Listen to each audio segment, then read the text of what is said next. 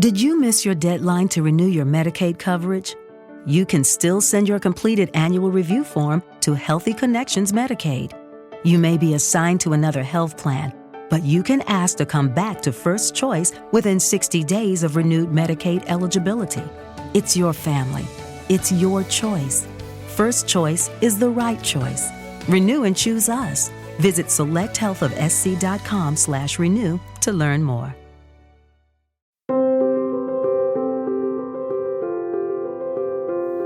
En la UNED de Tudela, luces en la niebla. Hola, saludos desde la UNED de Tudela, soy Asier Gil y les doy la bienvenida a este podcast que iniciamos hoy y bueno, al que hemos puesto por título Luces en la niebla. ¿Por qué luces en la niebla? Bueno, lo hemos creado con el objetivo de ofrecer contexto a temas complejos que siempre estén ligados a la actualidad y que siempre además siga la perspectiva de resultar útiles, de proporcionarles a ustedes explicaciones que les ayuden a entender por qué se ha llegado a tal situación, cuál es el origen de una determinada coyuntura que estemos viviendo, quiénes son los actores principales de una cuestión en concreto o qué han de saber y tener en cuenta para comprender un asunto en su totalidad. Para ello, como no podía ser de otra manera, contaremos en cada episodio con voces autorizadas en las materias que tratemos para que, gracias a su bagaje, a su formación y a su experiencia, nos guíen en ese camino que busca únicamente favorecer el acceso al conocimiento. Estas personas nos aportarán todas las aclaraciones necesarias para desentrañar cualquier materia que traigamos a este podcast. Serán, en definitiva, nuestras luces en la niebla. Y para comenzar este podcast vamos a abordar un tema de gran actualidad y relevancia internacional que va sumando nuevos incidentes y trágicas consecuencias cada día que pasa. Hablamos de la guerra que se está librando en la Franja de Gaza entre Israel y Hamás, que ha dejado ya más de 20.000 muertos y más de 50.000 heridos y que ha obligado a desplazarse lejos de los combates a cerca de 2 millones de personas. Carlos Echeverría, buenos días. Muy buenos días. Sí, Carlos es profesor de Relaciones Internacionales en la Facultad de Ciencias Políticas y Sociología de la UNED. Han de saber además que los días 15 y 16 de enero celebraremos con él un curso aquí en la UNED de Tudela en el que analizaremos mucho más en detalle lo que él va a explicar hoy en este podcast. Antes de nada, quiero darle las gracias por haber querido participar en este primer episodio de Luces en la Niebla. Es un placer para mí. Gracias a vosotros. La guerra entre israelíes y palestinos es precisamente, yo creo que el contenido prototípico que queremos tratar en este podcast porque, es un tema, como decíamos, muy complejo, con muchísimas aristas a las que hay que prestar atención y que además se alarga bastante en el tiempo, porque ahora lo vamos a hablar, nos vamos a retrotraer al siglo XX, pero podríamos incluso abandonar la historia y entrar en el campo del mito, ¿no? Con Abraham, cómo le pide Dios que sacrifique a su hijo, que para unos es Isaac y para otros Ismael. Es una confrontación entre árabes y judíos que se remonta a muchos siglos atrás. Pero ¿qué fechas clave hay en este conflicto? En este conflicto, como muy bien has dicho, depende del tiempo, las ganas, el conocimiento que tenga el analista, pero debemos de retrotraernos muy atrás en el tiempo, porque no perdamos de vista algo muy importante. Estamos en Tierra Santa y cuando decimos Tierra Santa en el mundo cristiano obviamente la identificamos inmediatamente con la Biblia, pero es Tierra Santa previamente para los judíos y es también Tierra Santa posteriormente para los musulmanes. Por tanto, estamos en un rincón del mundo plagado de religión, de religiosidad y de utilización de la religión, lo cual hace de los conflictos desafíos más complejos, más intratables, más difíciles. Si queremos poner fechas por aquello de que somos un poco cartesianos los occidentales, ¿verdad? Y queremos ver a partir de cuándo hay que empezar a tratar del asunto, hay una triple dimensión en esta guerra, permíteme, en términos de presentación y de cronología. El primer problema que tenemos ahora mismo en el podcast, que tendremos en el curso y que tenemos todos a la hora de analizar, es que es una guerra en desarrollo y, por tanto, muchas veces lo que se le pide al ponente es la fecha de finalización más que las raíces. Y Y en segundo lugar es uno más dentro de los conflictos árabe-israelíes, y con eso estamos empezando a poner fechas. Porque cuando hablamos de Israel, hablamos del Estado de Israel y hablamos, por tanto, de 1948. Sí. A partir de ahí hay 4 guerras convencionales entre países árabes e Israel, en el 48, en el 56, en el 67 y en el 73, y en paralelo y en relación con los palestinos hay un enfrentamiento permanente entre un Estado y un actor no estatal. Es decir, eso es importante también. Sí. Y el tercer aspecto importante, y con ello termino, digamos, esta introducción un poco larga, el peligro de analizar esta guerra, y entronca con lo que me planteabas tú en tu pregunta, es que es una guerra que está plagada de componentes no solo humanitarios, sino también psicológicos y también políticos. Es decir, y con ello termino, que es una guerra en la que hay que posicionarse y se inspecciona al ponente o al conferenciante para ver de qué parte está. Y eso es peligrosísimo. Es algo que precisamente le agradezco al Centro de la UNED de Tudela, porque es una guerra en la que hay que hacer más pedagogía que en relación con otras guerras. Sí, eso está claro, sí. ¿Te parece que empecemos por el 47, con el plan de la ONU, con los 2 estados? ¿Es un buen comienzo? Sí, además no tenemos demasiado tiempo para irnos 3.000 años atrás. Por eso. ¿Qué supuso ese plan del que ha derivado un poco todo lo que estamos viviendo ahora? Bueno, el plan de partición del 47 es una de las primeras iniciativas de la Organización de Naciones Unidas, es decir, que plagado en su momento y plagado hoy de legalidad y de legitimidad. Pero es un plan de partición que es rechazado por la parte árabe. Cuando decimos la parte árabe, nos estamos refiriendo a los estados árabes existentes. No estamos hablando de los palestinos como actor político. Es decir, eso es importante también. Hay un rechazo por parte árabe, hay una aceptación por parte judía, y de ese rechazo, de esa aceptación, surge, en primer lugar, la declaración de independencia del Estado de Israel en mayo de 1948, y en paralelo ya el origen y desarrollo inicial del conflicto. Es decir, la primera guerra árabe-israelí la ubicamos entonces, 1948-1949. Ese es el contexto. ¿A qué se debe el rechazo de los palestinos? ¿Es solamente cuestión de territorio? ¿Hay algo más que también pesa en la balanza? Bueno, el rechazo, como decía antes en la respuesta, es de estados árabes, es decir, de Siria, de Egipto, etcétera, que tienen ya una posición que se va labrando en años y décadas anteriores conforme se van superponiendo 2 fenómenos. En primer lugar está la frustración árabe, que es legítima por las promesas que se le hicieron en el marco de la Primera Guerra Mundial, como actores y algunos de ellos ya como estados emergentes, por parte del Reino Unido, por parte de...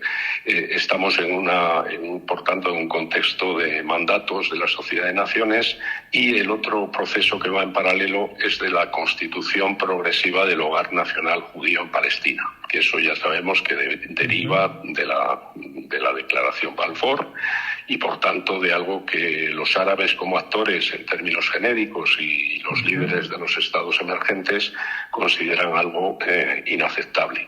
¿Por qué? Bueno, pues porque estamos en lo que decía yo al principio, en un espacio muy reducido, con un componente psicológico religioso enormemente importante, y lo que ocurre es que obviamente esa creación del Hogar Nacional Judío en Palestina se va acelerando en esas décadas de los 30-40 conforme la invitación a volver a la tierra prometida para los judíos, con un telón de fondo de holocausto, etcétera, es algo que lleva a esa convivencia obligada entre esas 2 dinámicas.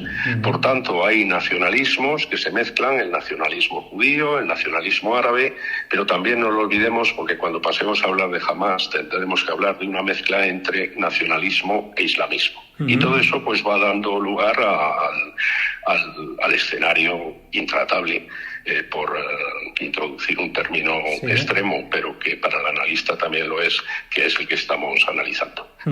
Vale, porque sí que es verdad que, claro, las primeras guerras, como bien has dicho, involucraban a otros países más allá de los palestinos, ¿no? Como la primera guerra de independencia, ¿no? En el 48. Sí. Efectivamente, son guerras clásicas entre estados, y en todas ellas, en las 4, vence Israel. Esto es muy importante. Sí. La del 48-49 vence Israel, se consolida como Estado y perdura, digamos, el conflicto porque no termina con tratados de paz en ningún caso. La segunda es la de 1956, es un contexto volátil en el que la nacionalización del Canal de Suez crea tensión entre países occidentales y Egipto, empieza ya un problema bélico y como ocurre en una zona tan sensible y tan reducida en términos territoriales, Israel también entra en el conflicto. En esa segunda guerra hay victoria israelí. En la tercera guerra, que esta es la que está más cargada de simbolismo, la de 1967, la de los 6 días, no solo acaba con victoria israelí, sino también con ocupación israelí de territorios, tanto de Siria como de Jordania como de Egipto. Ahí entra el tema de Gaza, pero también el Sinaí. Y la cuarta guerra es la de 1973, la del Yom Kippur. Y ahora se han establecido paralelismos porque fue una guerra que arrancó con una gran sorpresa para los israelíes, que les puso en una posición de dificultad y que ahora han rememorado con lo que fue el ataque terrorista complejo y tan sangriento que fue el del pasado 7 de octubre. Entonces la gran diferencia entre un fenómeno que es el de las guerras convencionales ganadas por Israel y las 5 guerras, la quinta en marcha entre Hamás e Israel, es que aparte de ser una guerra entre Israel y un actor no estatal, Israel no ha conseguido vencer en términos clásicos en ninguna de las 4 anteriores. Es muy importante también el papel de aliados internacionales que tiene cada una de las dos, tanto israelíes como palestinos o árabes, ¿no? En este caso también están un poco las demás potencias a la espera de ver qué ocurre, cómo se desarrolla esta última guerra. Sí, sin duda, porque efectivamente Oriente Medio se le ha calificado de polvorín y en buena medida lo es. Ahí se han librado no solo guerras entre israelíes y árabes, sino que ha habido guerras tremendas como la que enfrentó a Irán e Irak, que ponían en peligro la región y el mundo. No olvidemos que en la guerra de 1973 las dos superpotencias pusieron freno a la deriva bélica, como lo hicieron en 1956, porque era un contexto de Guerra Fría y aquello podía escalar. Ahora esta guerra, esta quinta guerra entre Israel y Hamás, se libra en el contexto de lo que en términos geopolíticos calificamos como la competición geopolítica entre grandes potencias. ¿Qué quiere decir eso? Pues que obviamente, sin intervenir directamente en el conflicto, cada una de esas grandes potencias, o al menos algunas de ellas, tienen un interés, prestan una atención especial al conflicto. No olvidemos que Rusia y Estados Unidos, pero también Irán, también Turquía, son países que están interesados, involucrados en la deriva, por lo que puede tener de consecuencias y por lo que también tiene pues de parte de ese juego más global que es el de la competición entre las grandes potencias. Hay varios aspectos también que me gustaría tratar en el podcast. Uno es la cuestión del gran progreso económico, tecnológico, militar que ha ido consiguiendo Israel en un territorio en el que, bueno, antes de que empezaran las aliyanos, las migraciones desde Europa, bastantes décadas atrás, apenas eran un 5 o un 6% de población en ese territorio y, sin embargo, ahora son uno de los estados pues con un ejército más tecnológicamente avanzado, con un progreso económico fulgurante. No sé cómo se podría analizar esa situación en comparación con los palestinos. Bueno, pues eso requiere, como siempre, de muchas aproximaciones. Lo nuestro, lo mío en este caso, es una invitación a ir más allá, ¿no? Sí. Pero podemos utilizar desde argumentos relacionados en términos psicológicos y en términos políticos con el mundo judío, con el pueblo judío, con el embrionario Estado de Israel y la necesidad, porque lo veíamos antes, surge en un contexto hostil, de garantizar su supervivencia. Después, además de los 2000 años de diáspora. Esto también tiene un componente que algunos consideran importante y otros no, pero bueno, yo prefiero poner todo en el análisis.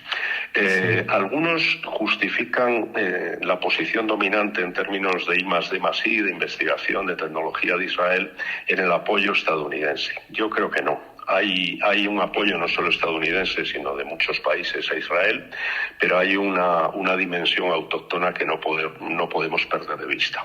Como la pregunta me la hacías en relación con los palestinos, el entorno, hombre, no olvidemos que los palestinos desde el primer momento, es decir, desde la Primera Guerra, son, aparte de un actor no estatal, un actor, por tanto, doblemente vulnerable, porque no es Estado y eso le quita el poder participar con las reglas del juego que participaban otros, como Siria, como Jordania, etcétera. Y segundo, porque comparten el territorio con Israel sin ser ni ciudadanos ni actores importantes. Eso ya en relación con el mundo palestino. Los estados árabes, bueno, cada uno iba a su aire, si se me permite la expresión. Es decir, Egipto, no olvidemos que empezó siendo una monarquía y que luego con el golpe de Nasser en el 56, pues aparte de nacionalizar el canal de Suez y dar inicio a la Segunda Guerra Árabe-Israelí, es un país que se concentra en sí mismo y en el enfrentamiento con Israel.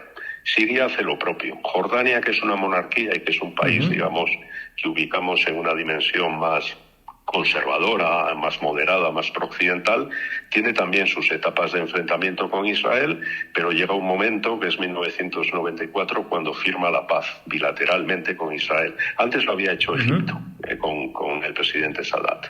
Y otros países como Líbano o como Irak, cada uno estaba en el momento de construir su propio modelo de Estado y compartía con otros países árabes la enemistad con Israel, pero no en términos de alianza, no en términos de un mundo compacto. Muchas veces se oye hablar del mundo árabe y el oyente cree que es una alianza, que es algo comparable a la OTAN o a las comunidades europeas, en absoluto. El mundo árabe ha permanecido y en buena medida aún permanece fracturado, fraccionado, y eso lamentablemente ha tenido también su reflejo en el mundo palestino. ¿Por qué? Porque algunos países árabes, por no decir todos, cada uno ha defendido más sus intereses que los intereses propiamente palestinos a la hora de participar en esta endiablada partida, ¿no?, de la que estamos hablando. Vale, hay otro tema también que me gustaría tratar, que es la de las colonias israelíes en territorios palestinos, ¿no?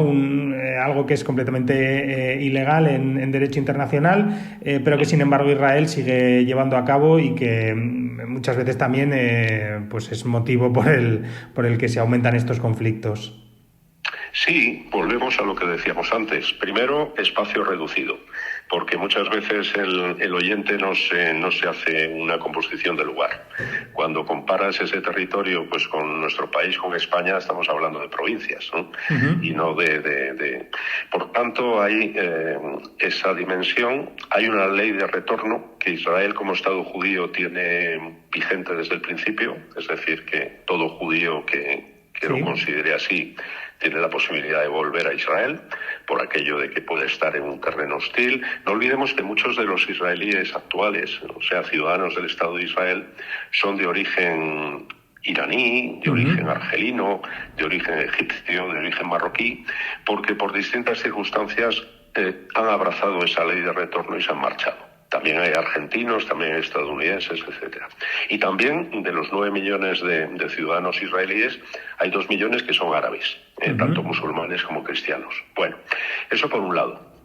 El tema de las colonias. El tema de las colonias está en el origen de la cultura israelí y tiene mucho que ver con los kolhozes y los soljoses y todas aquellas experiencias en el mundo ruso soviético, ¿no? Porque también muchos son de origen ruso.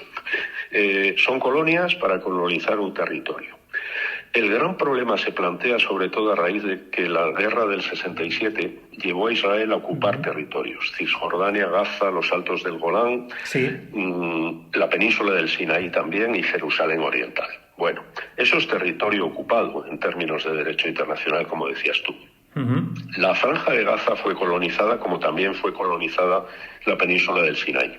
Cuando los israelíes llegan a la paz con Sadat, con Egipto, 1979, tienen que evacuar esas colonias y lo hacen. Es decir, lo hacen pues obviamente con desagrado por parte de los colonos, porque habían construido verdaderas poblaciones importantes allí.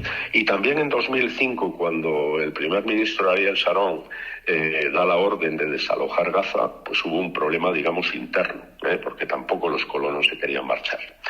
En Cisjordania, en los Altos del Golán, por supuesto que los colonos, que además son en un número importante, cada vez más importante, en un marco en el que hay una población palestina también muy importante, en esos territorios es ilegal lo que se está haciendo, por supuesto. Pero como el telón de fondo es el de un conflicto no resuelto, digamos que esas dinámicas se están consolidando a lo largo del tiempo y que en algún momento, que ya veremos cuándo llega, yo no tengo la respuesta a eso, tendría que replantearse. Pero también recordemos, si queremos hacer un análisis muy particular, ¿no?, en relación con los Altos del Golán. Los Altos del Golán son territorio sirio, pero como Siria e Israel están formalmente en estado de guerra, pues no ha lugar ahora que se plantee la posibilidad de devolver el Golán a Siria. Y por supuesto Cisjordania, que era una zona controlada por Transjordania, luego Reino de Jordania hasta 1967, ahí tenemos el embrión principal de la ocupación israelí. Y ahí tenemos también la sede de la Autoridad Nacional Palestina, de la que no hemos hablado hasta ahora, porque debemos de considerar que Hamás es enemigo de Israel, pero también es enemigo de la Autoridad Nacional Palestina. Sí, son eso rivales, a veces se olvida porque políticos, la ¿no? guerra con los israelíes eclipsa todo. Sí. Pero son rivales políticos, ¿no? Como te digo, pues en la Franja de Gaza ahora lidera Hamás, en Cisjordania la Autoridad Nacional Palestina, pero no siempre ha sido así. Claro, Hamás en realidad lo veremos más en el curso de enero que ahora que tenemos menos tiempo, ¿no? Y hay que concentrar más las respuestas. Hamás es en su origen, son los hermanos musulmanes palestinos. Y cuando hablamos de hermanos musulmanes estamos hablando de los años 20 y 30 del siglo XX. Eso sí, nace como organización con siglas y por tanto con fecha en el contexto previo a la primera intifada, la de 1987. Y desde ese momento y hasta hoy siempre ha cuestionado la vía posibilista de Yasser Arafat en su momento y de Mahmoud Abbas hoy, de la OLP en suma. Nunca ha formado parte de la OLP, jamás no es uno de los casi una decena de grupos que forman parte de la OLP, porque jamás va por libre. Es una organización islamista, es una mezcla de nacionalismo e islamismo, que lo que preconiza es construir un Estado islámico en la Palestina histórica. Eso quiere decir que obviamente Israel tiene que desaparecer del mapa, cosa que Israel no admite, como es lógico, pero que plantea o puede plantear en su día incluso problemas con otros países limítrofes que sí son árabes. Por tanto, jamás, cuando se firman los acuerdos de Oslo, 1993, que fue una esperanza para muchos de nosotros, empezó a bombardear ese proceso. Eran tiempos de atentados suicidas en suelo israelí y eran, por tanto, momentos en los que se le iban poniendo piedras en medio del camino a un avance tortuoso, porque no olvidemos que en este escenario cualquier ataque terrorista, cualquier dinámica de alteración del sistema tiene no consecuencias tácticas, sino estratégicas. Y jamás, como tú muy bien dices, ganó unas elecciones en 2007 en las que desafiaba el poder de Mahmoud Abbas. Y de hecho ya no ha habido elecciones desde entonces, porque el poder tradicional y en buena medida cada vez más deslegitimado de la autoridad palestina ve a Hamás como rival. Y porque lo es. Así que tenemos un cóctel verdaderamente explosivo, tanto en la dimensión israelo-palestina como en la propia dimensión intrapalestina. Has citado también la primera intifada, que es otro de los aspectos en los que me quería detener. Yo creo que todos recordamos esas imágenes, ¿no?, de jóvenes lanzando piedras contra carros de combate de esa primera intifada, pero ya ha habido tres. ¿Qué papel han jugado en el conflicto?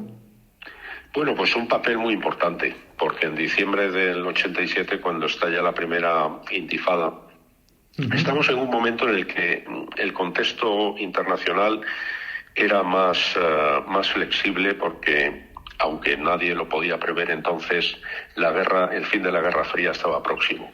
¿Qué quiero decir con ello? Pues que los palestinos, que habían gozado sobre todo de apoyo del bloque soviético, estaban empezando a sentir que el mundo estaba evolucionando y no precisamente en su beneficio.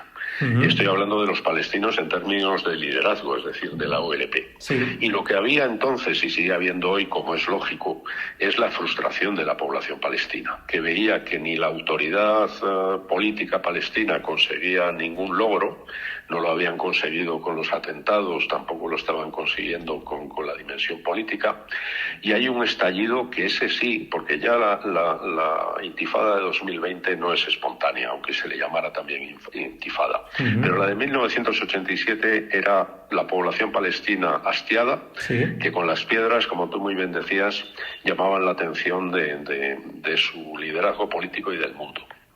Y fue importante esa intifada porque es el precursor de una dinamización en el poder palestino que luego le llevó, cuando arranca el proceso de paz en el año 91, que no arranca como consecuencia del conflicto israelo-palestino, sino que es en el telón de fondo de la Segunda Guerra del Golfo y de la derrota de Saddam, o mejor dicho, de la expulsión de los iraquíes de Kuwait. Pero ahí la OLP, si no tiene una presencia aquí en Madrid, porque en el proceso de paz para Oriente Medio los palestinos, la OLP aún no era admitida por Israel, la seguía considerando una organización terrorista como delegación, pero sí estuvieron dentro de la delegación jordana.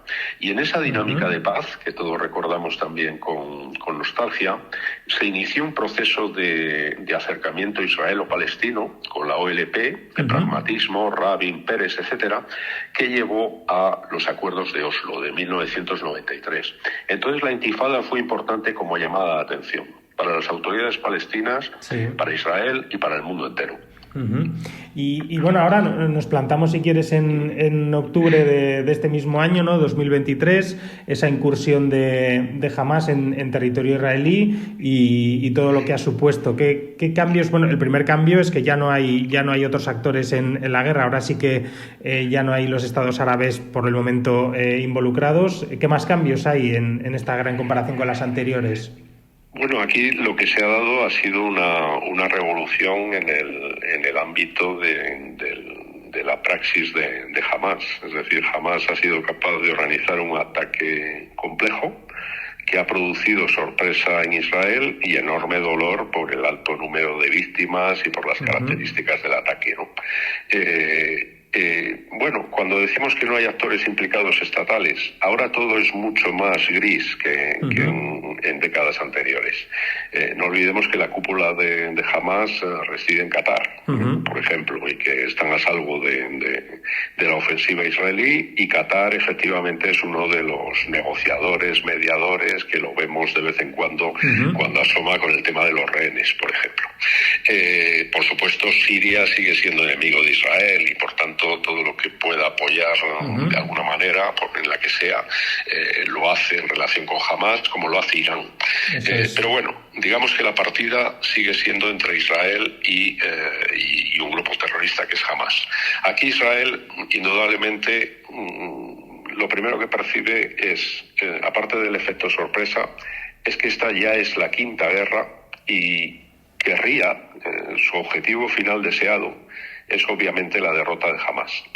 Pero eso es posible. Bueno, cuando bajamos al terreno, que es lo que hacemos ahora y haremos también en el curso del mes que viene, nos damos cuenta de que el campo de batalla de las 5 guerras es totalmente intratable. Es decir, es una zona del mundo, la zona del mundo donde se encuentra la mayor concentración de población. Por tanto, es una guerra, aunque dirigida contra Hamás y contra sus operativos y contra sus infraestructuras, en el camino se sabe de antemano que se va a generar enorme dolor en términos de víctimas civiles. Además, es una guerra muy mediática. Hay otras guerras que se han librado y se libran en el mundo y prácticamente no tenemos imágenes. Pero de esta sí. Muchos actores, no solo periodísticos, se encargan de que esas imágenes, de que la información y también muchas veces la desinformación fluya, por aquello también que decíamos al principio, este es un conflicto cargado de componentes psicológicos y políticos. Entonces, derrotar a Hamás es posible, deseable lo es para Israel, posible no lo sabemos. Lo que se está produciendo, que no se había producido en ninguna de las guerras anteriores, pero dada la envergadura del ataque y el precio importante en vidas de israelíes que tuvo el ataque del 7 de octubre, es movimientos de población. Es decir, dentro de ese espacio intratable, con tanta densidad de población, Israel está tratando de que buena parte de la población salga de la franja y si no, al menos que se vaya desplazando hacia el sur. En esta partida, lo que no tenemos que perder nunca de vista es lo siguiente. Y requiere de más desarrollo, pero quiero apuntarlo. Nosotros tenemos partes de guerra a diario de Israel, tenemos opiniones creadas por unos y otros en relación con la guerra, pero en relación con la opinión y con el manejo de la información de Hamás hay dos cosas importantes. Por un lado, estamos hablando de un grupo terrorista. Es verdad que hay actores que consideran que no son terroristas, que son resistentes, pero nosotros somos europeos, somos occidentales, Hamás está en nuestra lista de organizaciones terroristas de la Unión Europea, Estados Unidos también lo considera así, y de hecho, cuando analizamos a los grupos terroristas, Hamás ocupa una posición privilegiada. Por tanto, es un actor que puede manipular, y de hecho manipula la información. Con ello no quiero decir que la cifra de víctimas mortales en la Franja de Gaza sea por quizás ser menor de la que Hamás nos ofrece, sean cifras asumibles, en absoluto.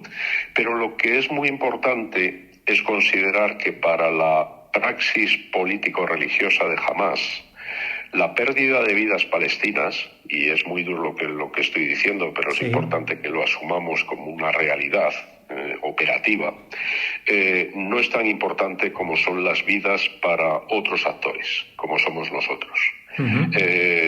Eso les permite, de hecho, el utilizar como escudos humanos a la población o como rehenes a la población. Con ello tampoco estoy descargando a Israel de ninguna responsabilidad, ni mucho menos. Obviamente. Pero cuando analizamos un conflicto, obviamente hay que saber cómo se comporta y cómo piensa cada uno de los beligerantes. Y para Hamás, en términos de culminar esta quinta guerra para preparar la siguiente o de lo que pueda ocurrir en este conflicto, su actitud es esa, y conviene que lo sepamos para analizar con más rigor un conflicto como es este. Se puede ser optimista porque es que más allá de la densidad de población de la que hablas, ya lo hemos dicho, es que en ese territorio está la cuna de tres de las religiones más importantes del mundo, ¿no? La ciudad de Jerusalén, de hecho, es un buen ejemplo. A metros de distancia está el Calvario, está la explanada de la Mezquita, está el Muro de las Lamentaciones. O sea, ¿se puede ser optimista con este conflicto? Es muy difícil, sinceramente, ser optimista. Es un conflicto que obliga a ser realista y sin considerar que el realismo sea inmoral o sea frío, ¿no? ¿Por qué? Bueno, pues porque en los mejores momentos que hemos pasado de entendimiento entre algunas de las partes, no se ha sido capaz primero, de lograr avances importantes y segundo, de neutralizar a los actores hostiles en relación con esos avances. Porque no solo es Hamás, es también Irán, es también Siria, los que están, digamos, en un bloque que consideran que no debe de haber arreglo alguno con los israelíes. Y en esta guerra, ahora mismo, no hemos hablado de ello, pero conviene dejarlo el tema abierto para que el observador se percate, hay intervención de actores foráneos a través de lo que llamamos proxies. Por un lado, obviamente, todo el mundo se fija en que Estados Unidos ha cerrado filas con Israel, aplica el veto en el Consejo de Seguridad y parece parte de los culpables.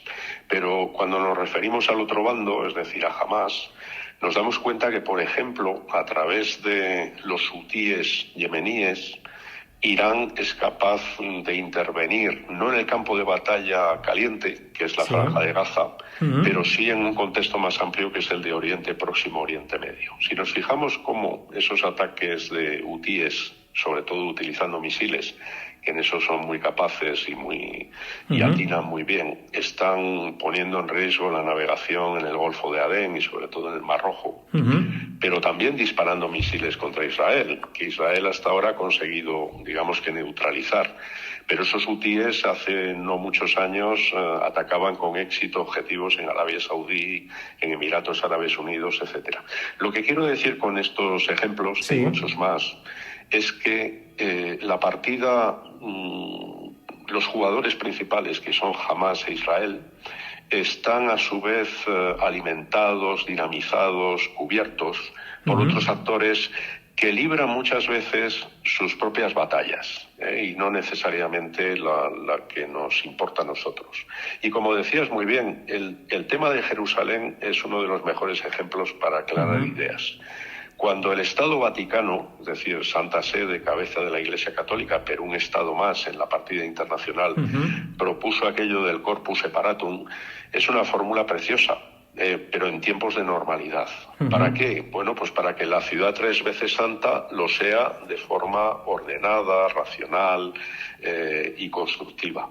Pero claro, con un telón de fondo en el que hay actores que tienen objetivos destructivos en relación con el contrario, es muy difícil implementar esas fórmulas, muy difícil. Hay riesgo de que, es interesante esto que comentabas de los aliados que tiene cada uno de los bandos, hay riesgo de que estas alianzas, si el conflicto, si la guerra se alarga o se llega a tintes todavía más trágicos, puedan empezar a dejar un poco las sombras, a estar más en activo y que vayan cayendo como fichas de dominó y nos entremos en una situación mucho más grave. Ese es un riesgo siempre, sobre todo en guerras tan complejas como estas. Ya lo hemos analizado el año pasado cuando hablábamos de Rusia y Ucrania. Hemos visto que hasta ahora, y vamos ya casi el 22 de febrero haremos 2 años de guerra entre Rusia y Ucrania, el riesgo de la escalada está siempre ahí. Es decir, que algún país de la OTAN sea atacado por Rusia y que la escalada se produzca. En el caso de Oriente Próximo, Israel jamás es una guerra que no está encapsulada en un escenario intratable como es el de la Franja de Gaza. Hay posibilidad de escalada, por supuesto.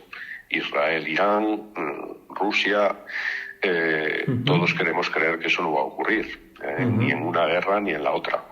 Pero son guerras lo suficientemente complejas, con una variedad de actores tan rica y de actores proactivos tan importantes. Pensemos en Hamás como actor no estatal, pero también en Hezbollah, que no lo hemos nombrado hasta ahora. Y desde luego, si el conflicto se expande por un lado al Líbano y por otro lado a los actores yemeníes, estaríamos en una situación enormemente peligrosa. Por eso es importante primero tener las ideas claras y mostrar un interés, pero no un interés epidérmico, que es lo que estamos viendo en todos sitios, ¿no? De tomar partido por uno o por el otro. Es lo suficientemente complejo el conflicto como para que seamos racionales, con un conocimiento profundo, y para ver cómo se pueden buscar fórmulas en las que los actores implicados, sobre todo los hostiles, sean frenados de alguna manera y que se pueda volver a un escenario como el que se vivió en otros tiempos y que dio paso a las esperanzas, ¿no? que se abrieron pues a principios de los años 90, del proceso de paz y del proceso de Barcelona, y aquellos tiempos que están tan lejanos y que suenan ya algo incluso fantasioso. Bueno, creo que es una buena reflexión, ¿no? Para poner un poco el punto y seguido a este podcast, de cualquier persona que quiera, que sepa que los días 15 y 16 de enero, pues aquí en la UNED de Tudela, Carlos también ofrecerá un curso que ahondará todavía más entre la guerra entre Israel y Hamás, pues con esos antecedentes, el desarrollo y también perspectivas de futuro. Carlos, quiero darte las gracias por todas estas explicaciones de un tema que ya hemos dicho, que es que requiere entrar muy en detalle en muchos conceptos, hay muchas aristas que tratar si uno quiere hacerse una idea clara sobre lo que está ocurriendo allí, porque hemos llegado hasta aquí y que puede también, ¿no?, deparar el futuro en esa zona del mundo. Así que muchísimas gracias por esas explicaciones, Carlos. Soy yo el que te da las gracias, Asier, por la oportunidad que me dais, a todo el centro de la UNED de Tudela por este podcast que espero que sea el inicio de una actividad muy fructífera y del curso pues que desarrollaremos en enero. En más profundidad, durante 10 horas podremos hablar de más detalles. Muchísimas gracias a vosotros y feliz Navidad y feliz año. Aprovecho también para decíroslo. Vale. A todos. Vale, y a ustedes también les agradezco que nos hayan acompañado en este primer episodio de este podcast. Espero que les haya resultado ameno, interesante y sobre todo útil. Volveremos con nuevos temas que desentrañar, a los que intentar darles un contexto que ayude a su comprensión. Hasta entonces, no dejen de luchar por sus sueños y si se pierden en el camino, sepan que en la UNED de Tudela siempre encontrarán luces en la niebla. Hasta la próxima.